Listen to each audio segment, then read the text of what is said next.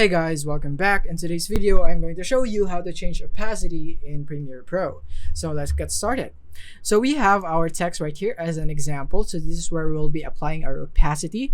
And you can also do this with videos, text, or images, whatever you want.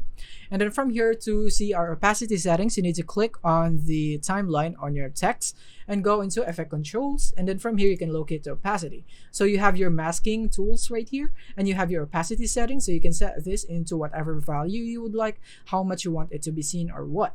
And then you can also have the blend mode. So you can go for different blend modes depending on what you need. You can go for saturation, overlay, something like this one right here, and color dodge or whatsoever right there.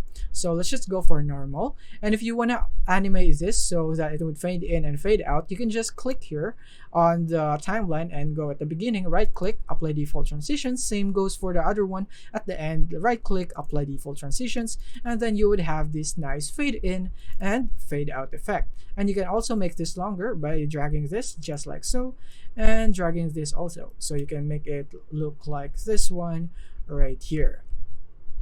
Instead of just going here and animating the opacity right here with the keyframes, this is a much simpler method. So that is basically it. If you found this video helpful, simply leave a like below or subscribe because it helps me reach more people. See you soon.